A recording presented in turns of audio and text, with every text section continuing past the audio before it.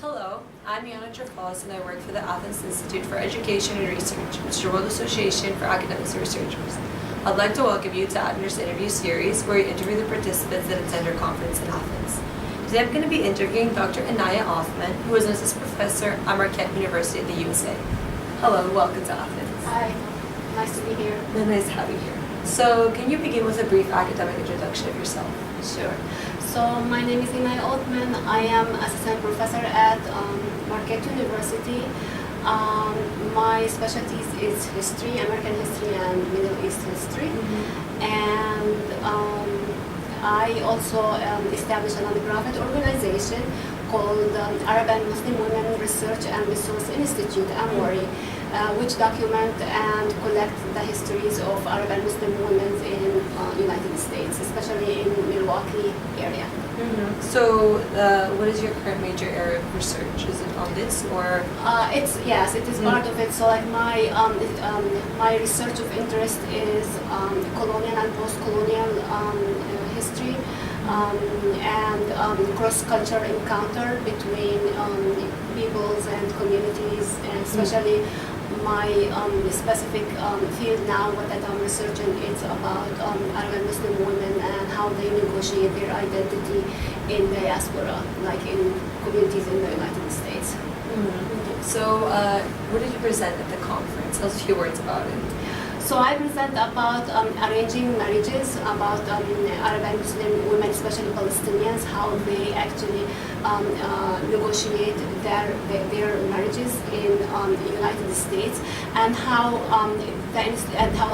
they transform their gender boundaries.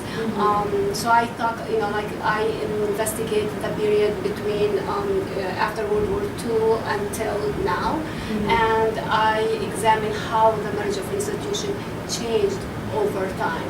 I divided the period into two historical periods. One that is in between 1950s, 60s to 1980s, and one from 1990s till now. And based on different national, local, national, and international factors, these influence how women actually negotiate their marriages and how actually they use different strategies to enlarge their role and also to have more choices about for their partners. Okay, so how have these Muslim women transformed their gender boundaries? So their marriages is so different than their mother's marriage or their immigrant generation. They are first of all, they are not immigrant anymore, so they are American first.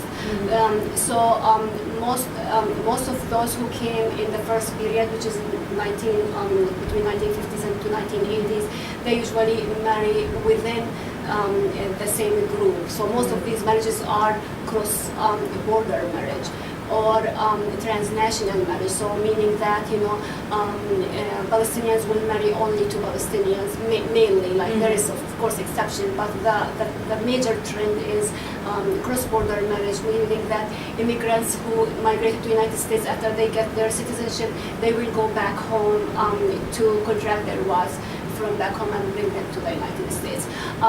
The second generation who actually grew up in the first period, they will do similar thing, but then the wives now, the ladies, the women, the second generation females, they will go back home to contract their husbands from back home. That's the cross-cultural marriage.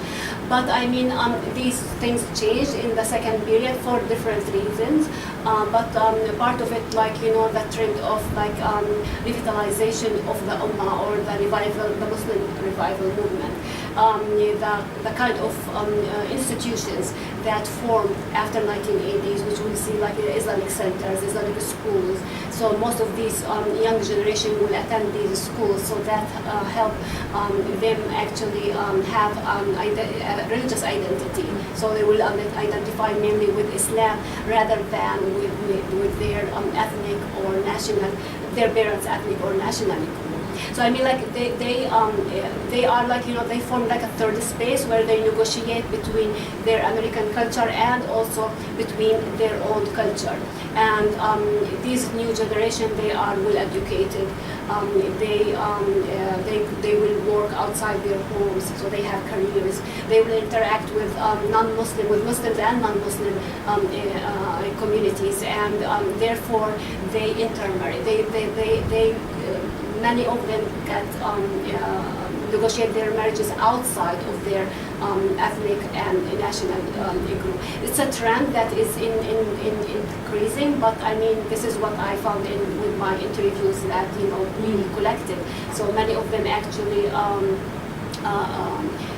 married like cross-ethnic culture and ethnicities. And even like, you know, some of them, they will marry to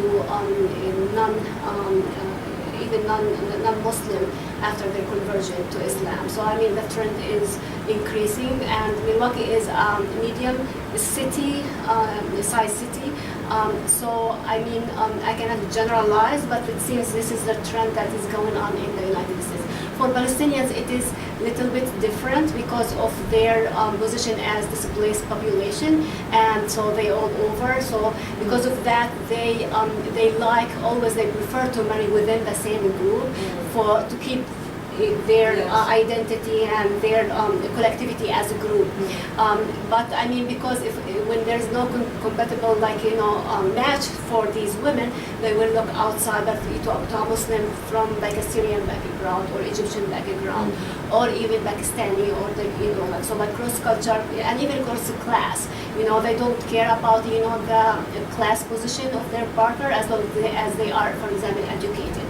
So education and interaction outside the group, it is one of the major things that actually gave women the ability to negotiate and to transform the gender boundaries. Okay, very nice. So it's not your first time at the Othman conference, No, that's correct? my second time. Your second time. Okay, so from your experience, can you tell us a few things, your opinion about Othman? A few things about why I'm being here. First of all, I love Athens. It's a great city to be in. And I mean, the conference here is actually integrate scholarship with also tourism, which is great. So like, other than we actually you know, come here and like interact with other scholars and researchers from all over the world, we also like, they take us to on trips that actually, for me, it's like a vacation. So I love it.